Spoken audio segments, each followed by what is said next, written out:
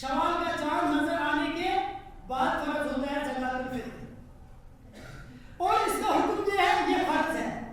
زکات الفطر کا حکم کیا ہے؟ یہ فرض ہے۔ کس پر؟ ہر کسی پر، ہر مسلمان پر زکات الفطر فرض ہے۔ اور اس فرضیت میں ایک عجیب چیز ہے، اس کی عظمت میں بیان کروں گا، آپ کو اس کی عظمت کا خود ہی اندازہ ہو جائے گا۔ سب سے پہلے میں بتاؤں گا اس زکات الفطر کی حکمت کیا ہے۔ نبی اکرم صلی اللہ علیہ وسلم نے فرمایا، ابو سعید عبداللہ بن عباس رضی اللہ تعالیٰ عنہ حدیث کی راوی ہے کہ لیکن نبی اکرم صلی اللہ علیہ وسلم نے زکات الفطر کو فرض قرار دیا، فرض قرار دیا۔ اس سے ہوتا کیا ہے؟ کہا فَإِنَّهَا طُهْرَةٌ لِلصَّائِمِ، پہلی حکمت اس میں یہ ہے زکات الفطر کی وجہ سے روزے دار کی روزے کی حالت میں کی جانے والی چھوٹی غلطیاں معاف ہو جاتی ہیں۔ پہلی حکمت اسی لیے ہے کیونکہ غلطیوں کا پتلا ہے انسان، ہر انسان سے غلطی ہوتی ہے، ہر انسان سے، کوئی انسان معصوم عن خطا نہیں ہے۔ اس لیے دوران روزہ انسان سے سرزد ہونے والی غلطیوں کی معافی ہوتی ہے زکات الفطر سے۔ یہ ہے پہلا اس کی حکمت، اسی لیے یہ زکات الفطر آپ دینا ہے۔ اور اس زکات الفطر سے فائدہ ہے روزے دار کا، آپ کو اپنے روزے کی گارنٹی مل جاتی ہے۔ یہ پہلی حکمت اس کی۔ دوسری حکمت تحفۃ للمساکین، نبی صلی اللہ علیہ وسلم نے فرمایا یہ مسکینوں کا کھانا ہے۔ یہ جو آپ زکات الفطر نکالتے ہیں یہ کیا ہے؟ مسکینوں کا کھانا ہے، یعنی دوسری حکمت اس کی۔ اور تیسری حکمت جو بڑی حکمت ہے وہ یہ ہے، ایک انسان کے پاس اللہ رب العالمین نے پیسے دیے، ایک انسان کے پاس سونا دیا، ایک انسان کے پاس مال دیا، ایک انسان کے پاس پھل فروٹ دیا۔ ان چار چیزوں میں زکات ہوتی ہے۔ کس کس میں؟ پیسوں میں، سونا چاندی میں، مال میں اور پھل فروٹ میں، جو آپ کی کھیتوں سے پھل اٹھتا ہے، ان چاروں میں زکات ہے۔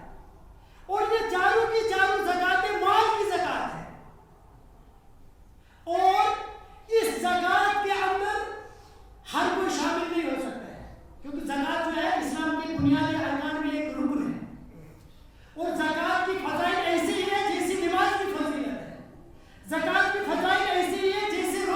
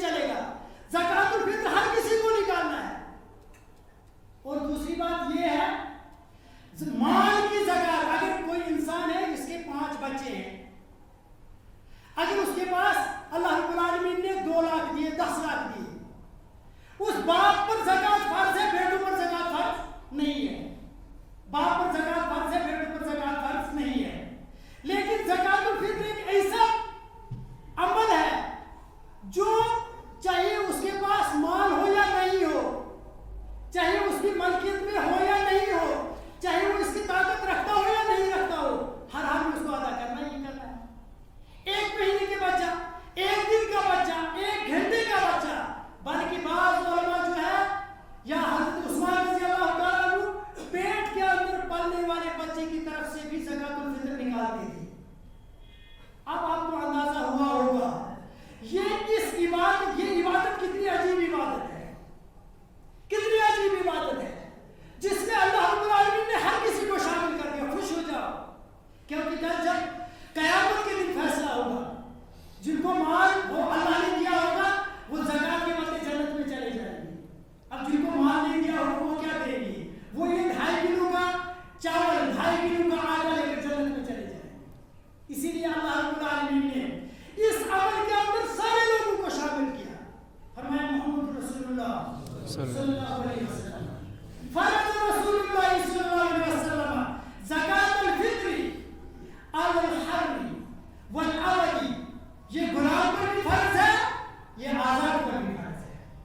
علی الصغیر والکبیر والذکر والانثی, یہ چھوٹے پر بھی بڑے پر بھی, مرد پر بھی عورت پر بھی. یہ ایسا عمل ہے, ایک ہی عمل ہے دنیا کے اندر جس میں اللہ رب العالمین نے سارے لوگوں کو شامل کیا, وہ ہے زکات الفطر.